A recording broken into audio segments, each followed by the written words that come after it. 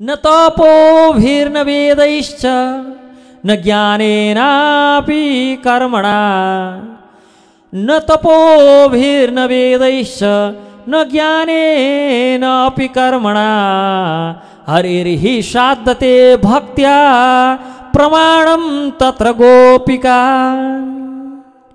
न तपोभिर्न वेदैश्च न ज्ञानेन अपि कर्मणा हरिर्हि साधते भक्त्या प्रमाणं तत्र गोपिका तप न तपोभिर्न न तप वेदैश्च न वेद ध्यान आदि द्वारा ज्ञानेन अपि कर्मणा ज्ञान एवं कर्म आदि कुनै पनि साधनले भगवानलाई वशमा गराउन सक्दैन। भगवान यी कुनै कार्यद्वारा वशमा पर्नुहुन्न, उहाँ त केवल भक्तिद्वारा मात्रै वशमा पर्नुहुन्छ। यसको प्रमाण हरिर्हि साधते भक्तया, हरिलाई केवल भक्तिको साधनाले मात्र वशमा गर्न सकिन्छ। प्रमाणम तत्र गोपिका प्रमाण को छन् त भन्दा तत्र गोपिका गोपीहरू यसको प्रमाण छन्। यसको प्रमाण तत्र गोपिका गोपीहरू प्रमाण छन्। न तिनलाई ज्ञान थियो न तिनको वेद अध्ययन थियो, ती त ग्वालवालहरू स्त्री। एक त ती ग्वालवालहरू न तिनले यज्ञ आदि गर्न सकेका थिए, न त कुनै तपस्या गरेका थिए। केवल हरिर्हि साधते भक्तया, हरिलाई आफ्नो अधीनमा आफ्नो मुट्ठीमा राखे, आफ्ना इसारामा नचाहे। भगवानले दुई हात थापेर दुध माखन आदि देऊ न भनेर माग्दाखेरि पनि दिएनन्, अनि भगवान तिनका पछि पछि देऊ न भन्दै पनि दौडनु भयो। तिनले कृष्ण मेरा घरमा आएर पनि यसो लीला गर्दै हुन्थ्यो, चोर्दै हुन्थ्यो, केवल सोचे मात्र भगवानले गएर लीला गरिदिनु भयो, चोरी दिनुभयो। चोरको उपनाम आफूले ग्रहण गर्नुभयो, तर पनि ती गोपीहरूलाई खुसी तुल्याउनु भयो, ती ब्रजवासीहरूलाई खुसी तुल्याउनु भयो। यसकारण प्रमाणम तत्र गोपिका बिहान शौच आदि कार्यबाट निवृत्त भएर स्नान आदि कार्य गरेर नुहाई धुवाई सबै गरेर कत्रो शुद्धि गरेर पकाएर चाँदीका थालमा भोग राखेर अनि त्यसलाई ढाकेर छोपेर लगेर तुलसी आदि दल राखेर अर्पण गर्दा पनि हामी जस्ता तुच्छ जीवको हातबाट दिएको भोग भगवानले स्वीकार गर्नुहुन्छ कि हुन्न भनेर ब्रह्मा आदि देवताहरूले सोच्ने गर्छन् भने भक्तया भक्तहरूको के गरिदिनु भयो त भन्दा ती ग्वालवालहरूले मुखमा हालेको जुठो पनि मुखबाट थुतेर आदि टोकेको चपाको र्याल लागेको वस्तु पनि शस्त्र रूपमा स्वीकार गर्नुभयो। भगवान भक्तिको अधीनमा हुनुहुन्छ सबरीले चाख्दै राख्दै गरेको फल पनि भगवान श्रीरामचन्द्रले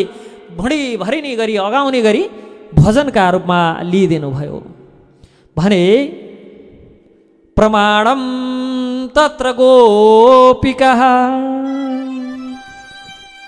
हरिर्हि साधते भक्तया, हरिलाई केवल भक्तिले आफ्नो बनाउन सकिन्छ।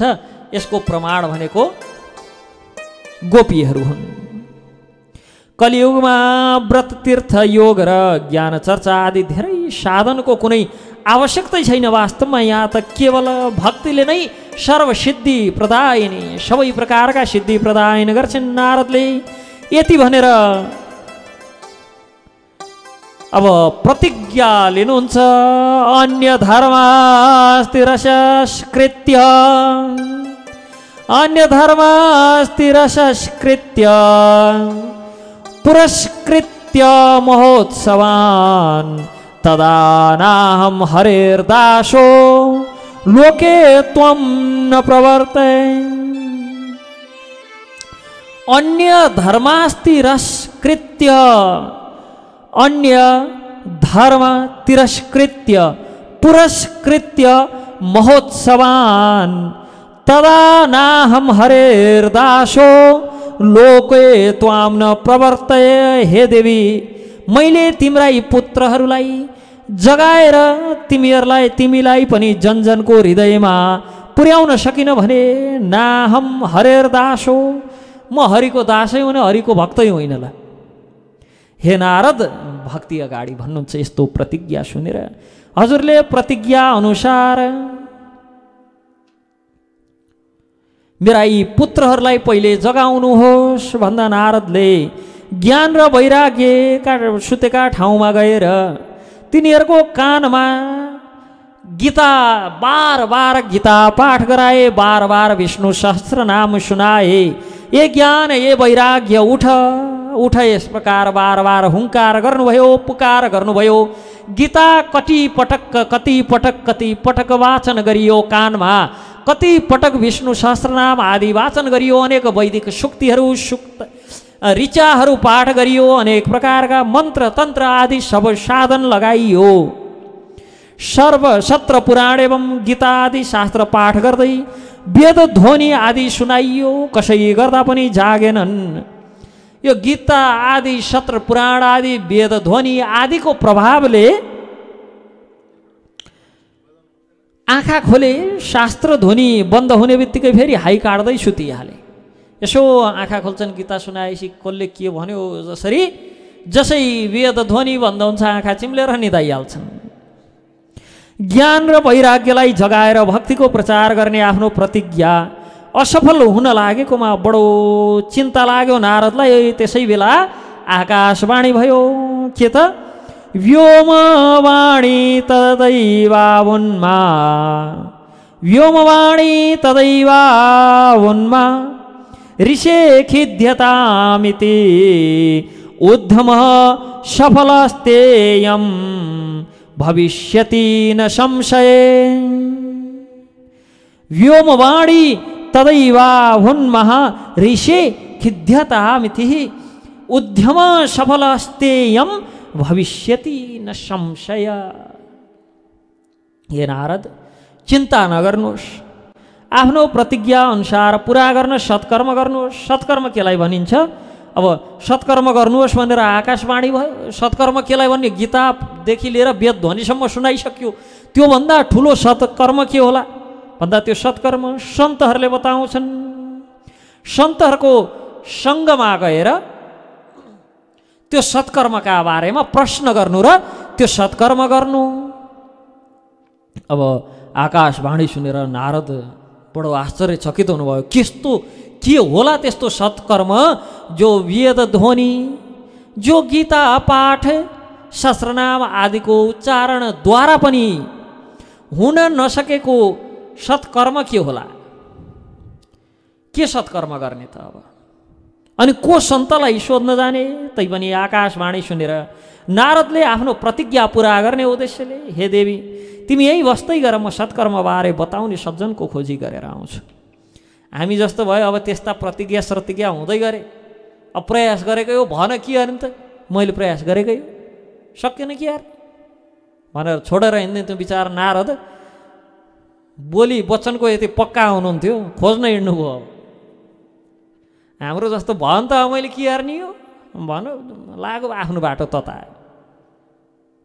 अझ उस्तै पऱ्यो, अलि उता गरेर मैले त गर्दैकै हो नि, भएन, तिनीहरूकै दुर्भाग्य, तिनीहरूको भाग्य रहन्छ, मैले मात्र गर्दै रहन्छ। म तिनको अर्ध लियो र सबै मैले हेरिदिनु पर्ने, के ऋण खाइदिएछु मैले गर्नलाई भन्दै हिँड्थ्यौँ। प्राय यस्ता उत्तरहरू आफूले केही गर्न सकेन भने आउँछन् कि गर्न भनेर प्रयास गर भइहाल्यो भनेदेखि 4 पैसाको काम गरेछ 4 रुपियाँको फुर्ती लाउँछौँ, 400 रुपियाँको फुर्ती लाउँछौँ 4 पैसाको काम गरेर। जसलाई केही सरोकारै छैन नि त्यहाँ पनि त्यहाँ त्यस्तो घटना घटेको थियो नि, त्यतिखेर कसले गरे थाहा छ? के सोचेछस् मलाई भनेर दिइहाल्छौँ। भन भने त्यसको ऋण खाएछ मैले, त्यसको अर्ध लियो म, त्यति त आफूले पनि गर्नु पर्यो नि, सबै मैले गर्दैन पर्ने। कति न त्यसलाई जन्माएर हुर्काएर बढाएर त्यहाँसम्म पुर्याइदिए जस्तो सबै मैले गर्दैन पर्ने, आफूले पनि गर्नु पर्यो नि। नारद सन्तको स्वभाव हुन्छ कि वचन दिनुभयो वचन पुरा गर्न भनेर हिँड्नु पनि भयो। अब म त्यस्ता सज्जनको खोजी गरेर आउँछु जो सज्जनले यो सत्कर्मका बारेमा बताउनुहोस्। नारदलाई पनि थाहा नभए होला सत्कर्म, बिचारा के होला अब त्यस्तो सत्कर्म भनेर। भक्तिसँग यति भनेर आज्ञा लिएर आफ्नो बाटो लागे। बाटोमा भेटे जति सबैसँग सोध्थे बिचारा, सारा कथा सुनाउँथे पहिला कि यस्तो यस्तो प्रसङ्ग भयो, यस्तो भयो, वृन्दावनमा भक्तिसँग भेट भयो। भक्ति त षोडश नै छिन्, तर ज्ञान र वैराग्य वृद्ध भए, जर्जर भएर भुइँमा लडेका छन्। मैले गीता सुनाएँ, यो गरेँ त्यो गरेँ। अब यी कुनैले भन आकाशवाणीले सत्कर्म गर्नु भनेको छ, म सत्कर्मको खोजी माडेँ। तब सबै आश्चर्य पर्थ्यो। अब एक त नारदलाई थाहा नभएको सत्कर्म के होला, कि सबैले सोध्न जानी नै नारदलाई हो। उन त सूचना तथा सञ्चार मन्त्रालय, सबै लिन जानी नै उहाँसँग हो। एचओडी, हेड अफ डिपार्टमेन्ट नै उहाँ हो शास्त्रको। अब उहाँलाई नै थाहा नभएको कुरा कसलाई सोध्न जाने।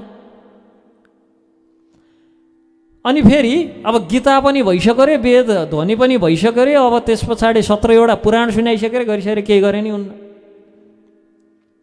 कसैले बताउन सकेनन्। उहाँको प्रश्न सुनेर धेरै मान्छेहरूले त मौन व्रत धारण गरे।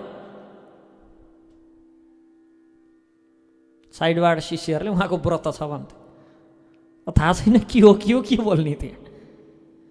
अनि कति मुख बने, कति सोध्नु अगाडि नै भाग्न लागे। अन्तमा तपस्या गरेर पत्ता लगाउँछु। अब कसैले उत्तर त दिएनन्। म तपस्या गर्छु भनेर तपस्या गरेर तपोस बलद्वारा यो सत्कर्मको बारेमा मैले पत्ता लगाउँछु भनेर तपस्या गर्नका लागि बद्रिका आश्रमतर्फ जाँदै गर्दा सनकादिसँग भेट भयो। र सनकादिले त्यो मलिन उदास अनुहार देखेर प्रश्न गरे। अघि जुन प्रश्न सुरुमा हामीले भन्दै थियौँ कि के हो यो भनेर, किन यस्तो मलिन। र नारदले वृन्दावनदेखिका सारा घटना बेली विस्तार लगाउँदै सुनाएर, हे कुमार हो, भगवानको कथा नै हजुरहरूको जिउने आधार हो। हजुरहरूलाई थाहा हुनुपर्छ कि त्यो सत्कर्म कुन साधनको नाम हो, के हो त्यस्तो सत्कर्म जुन सत्कर्म संसारमा कसैलाई थाहा रहन्छ। जगतमै कसैलाई थाहा नभएको, कसैले बुझ्न नसकेको, जान्न नसकेको, देख्न नसकेको, अनुभव गर्न नसकेको र कसैले बोल्न नसकेको, बताउन नसकेको यस्तो सत्कर्म के हो। त्यो सत्कर्मको अनुष्ठान कस्ता प्रकारले हुन्छ। भक्ति एवं ज्ञान वैराग्यको कष्ट निवृत्ति कस प्रकार होला भन्दा सनकादि उत्तर दिनुहुन्छ। हे नारद, द्रव्ययज्ञास्तपोयज्ञ योगयज्ञास्तथा परे। द्रव्ययज्ञास्तपोयज्ञ योगयज्ञास्तथा परे। शोध्याय ज्ञानयज्ञाश्च ते तु कर्म विसूचका। द्रव्ययज्ञास्तपोयज्ञ योगयज्ञास्तथा परे। स्वाध्यायन ज्ञान यज्ञाश्च ते तु कर्म विसूचका। ऋषिहरू अगाडि बताउनुहुन्छ, हे नारद मुनि, ऋषिहरूले गर्न कठिन तर स्वर्ग मात्रै दिने अनेक साधनहरू बताएका छन्। द्रव्य यज्ञ, तपोयज्ञ, योग यज्ञ, स्वाध्यायन ज्ञान यज्ञ, यी सबै केवल स्वर्ग आदि प्रदान गर्ने, पुण्य आदि फल दिने अनेक साधनहरू, तर अहिलेसम्म भगवानलाई प्राप्त गराउने साधन गुप्त छ। तिमीले पनि सुनेका त छौ, तर गुप्त छ। जुन कर्मले जीवलाई भगवानको प्राप्ति गराउँछ त्यही कर्मलाई सत्कर्म भनिन्छ। सत्कर्म भनेको भगवत प्राप्ति गराउने मार्ग हो। भक्ति ज्ञान एवं वैराग्यको कष्ट निवृत्तिका लागि भागवतको कथा नै उत्तम साधन हो। कुनै समय व्यासजी मोहमा परेर चिन्तित भएको बेला तिमीले नै चतुश्लोकीका रूपमा अहमेव समेवाग्रे नान्यद्यत् सदसत् परम। इस प्रकार चतुश्लोकी का रूपमा जो 4 श्लोकमा व्यासलाई भागवत सुनाएर चिन्ता हरण गरेका थियो, सो कुरा बिर्सेर हे नारद किन चिन्ता गर्दै हुनुहुन्छ, किन चिन्तित हुनुभएको छ? ज्ञान वैराग्य र भक्तिको कष्ट निवृत्तिको सङ्कल्प गरेर भागवतको यदि अनुष्ठान गरियो भने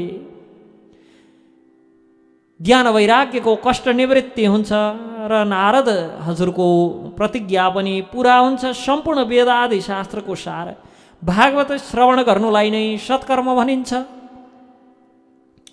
अब नारद अगाडि भन्नुहुन्छ, हे 4 कुमार, जहाँबाट भागवत निकालियो, भागवत जहाँ जहाँबाट टिपन टापन पारेर भागवतको मैले उपदेश गरेँ, त्यो भागवत जहाँबाट निकालिएका शास्त्र चाहिँ सत्कर्म नहुने, अनि तिनै शास्त्रबाट निकालेको भागवत चाहिँ उसो भए कसरी सत्कर्म हो? प्रश्न त स्वाभाविक हो। स्रोत चाहिँ सत्कर्म नहुने, भागवत चाहिँ कसरी सत्कर्म भयो? यहाँ कुमारजीले बडो गजबको उदाहरण दिनुहुन्छ। आँपको रुखमा जरादेखि टुप्पोसम्म रस त भरिएको हुन्छ, तर त्यो रस भरिएको जरा, रस भरिएको डाँठ, रस भरिएको हाँगा बिगा अनि रस भरिएका पात पान गर्दा त्यो आँपको रस प्राप्त हुँदैन, त्यो आँपको फल प्राप्त हुँदैन, त्यो आँपको फलको जो रस छ, स्वाद छ, त्यो प्राप्त हुँदैन। तर त्यही रस नै जब सारको रूपमा पाकेको फलमा पुग्छ, त्यसले सुस्वादु बनेर सबैलाई आनन्दित दिन्छ। दुधमा घिउ भए पनि घिउको स्वाद त आउँदैन नि, तर त्यही दुधलाई दही जमाएर मथेर जो घिउ निकालिन्छ, त्यो घिउ देवताहरूका लागि पनि स्वादवर्धक बन्छ। यज्ञमा घिउ चाहिन्छ। त्यसै गरी वेदोपनिषदां साराज जाता भागवती कथा अत्युत्तमा ततो भाति पृथक भूता फलाकृति। वेदोपनिषदां साराज जाता भगवती कथा, भागवतको कथा सम्पूर्ण वेदादि शास्त्रको सारभूत स्वरूप हो। त्यही वस्तुबाट बनेको भए पनि दुधभन्दा घिउ भिन्न र बुद्धिवर्धक शरीरवर्धक हुन्छ। त्यसै गरी सम्पूर्ण शास्त्रको सार रूप निकालिएको भए पनि भागवत तिनीहरूभन्दा भिन्न र बढी फलदायी हुन्छ। जसरी त्यही वृक्षको फलस्वरूप आँपको वृक्ष बन्छ र त्यसले जो स्वाद प्रदान गर्छ, त्यही आँपको हाँगा बिगा रुख जरा आदि टोक्नाले प्राप्त हुँदैन। वेदव्यासले दुखी जीवात्माको मुक्तिका लागि भनेर भागवत रचना गर्नुभयो। भक्ति ज्ञान वैराग्यको दुःख निवृत्तिका लागि भागवत सुन्नै पर्छ। तब नारद भन्नुहुन्छ, भाग्योदयेन बहुजन्म समर्जितेन सत्सङ्गमं च लभते पुरुषो यदा वै अज्ञान हेतु कृतमोहम अंधकार नाशम विदाय हि तदोदयते विवेक। तद उदयते विवेक। भाग्यो उदयन, भाग्य उदय भए पछाडि बहुजन्म समर्जितेन सत्सङ्गमं च लभते पुरुषो यदा वै अज्ञान हेतु कृतम मोह अंधकार नाशम विदाय हि तदोदय विवेक। तद उदय विवेक। अनेकौं जन्मको पुण्यको भाग्यको भाग्योदयन, भाग्यको उदय भए पछाडि बहुजन्म समर्जितेन, बहुजन्मको पुण्य अनि भाग्य उदय, भाग्योदयन भाग्य उदय भए पछाडि सत्सङ्गमं च सत्सङ्ग प्राप्त हुन्छ व्यक्तिलाई। र त्यो सत्सङ्गको प्रभावले आफूभित्र भएको अज्ञान रूपी जो अन्धकार, मोह र अन्धकार नाश भएर जान्छ र विधाय हि तद उदय विवेक।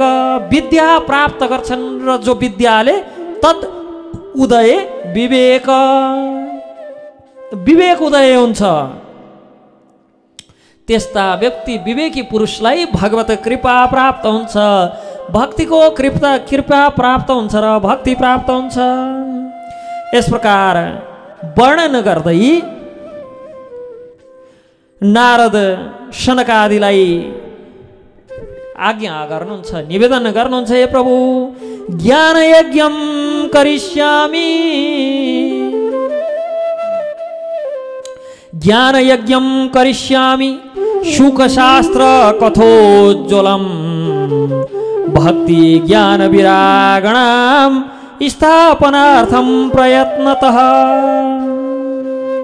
हे सनकादि, हे ऋषिगण हो, हे प्रभु, यहाँ भन्नुहुन्छ ज्ञान वैराग्यलाई जगाएर जन जनमा भक्तिको प्रचार गराउन अब म ज्ञान यज्ञम करिष्यामि, ज्ञान यज्ञ गर्न चाहन्छु। के को त शुक शास्त्र कथोज्ज्वलम, यो शुक शास्त्रको श्रीमद् भागवत रूपी महाग्रन्थको महापुराणको शुक शास्त्रको र भक्ति ज्ञान विरागणानां स्थापनार्थं प्रयत्नतः। हे प्रभु, मैले गएर ज्ञान र वैराग्यलाई जगाएर जन जनमा भक्तिको प्रचार गराउन, भागवत आदिको कथा गराउन चाहन्छु। यो यज्ञ मैले कहाँ गरौँ, कसरी गरौँ, कति दिनको गराउँ भन्दाखेरि कुमार आज्ञा गर्नुहुन्छ सनकादि चतुष्कुमारहरूबाट। हे नारद, गङ्गाद्वारम, हरिद्वारमा, गङ्गाद्वार भनेको हरिद्वारमा आनन्द नाम गरेको घाट छ। अब उत्तर पूर्व पश्चिम सबैतिरबाट जम्मा हुनेहरूलाई, बद्रिकाश्रमतिरबाट झर्ने सनकादि ऋषिलाई पनि हरिद्वार बिच पर्यो, वृन्दावनतिरबाट उकालो चढ्नेलाई पनि हरिद्वार बिचमा पर्यो र अलि फराक ठाउँ पनि भयो, फराकिलो ठाउँ पनि चाहियो धेरै भक्तहरू बसेर सुन्नलाई। यसकारण गङ्गाद्वारम, गङ्गाको द्वार हरिद्वारमा आनन्द नाम गरेको घाटमा देवता ऋषि मुनि तथा सिद्धहरूको तपस्थली, सोही ठाउँमा भागवतको आयोजना गर्ने निर्णय भयो। कथाको प्रभावले ज्ञान र वैराग्य तरुण हुनेछन् भने भक्तिको कष्ट निवारण हुनेछ। कुमारहरूको सल्लाह अनुसार भागवत गराउने उद्देश्यले नारद अब निवेदन गर्नुहुन्छ, प्रभु भागवत सुनाउनुहोस्, भागवत सुनाउनुहोस् भनी अनुरोध गरे। प्रभु भागवतको यो प्रसङ्ग हजुरहरूले श्रवण गराउनुहोस्। हुन्छ भनेर सनकादिलाई सँगै लिएर नारद हरिद्वार आउनु भयो र गङ्गा किनारमा कथाको तयारी भयो। कथाको तयारी भए पछाडि नारद आबु कर्ता भनेर मुख्य वक्ताका रूपमा कुमार ऋषिहरूलाई वर्ण गरेर भक्ति ज्ञान वैराग्यको कष्ट निवृत्तिको सङ्कल्प गरेर कथा प्रारम्भ भयो हरिद्वारमा।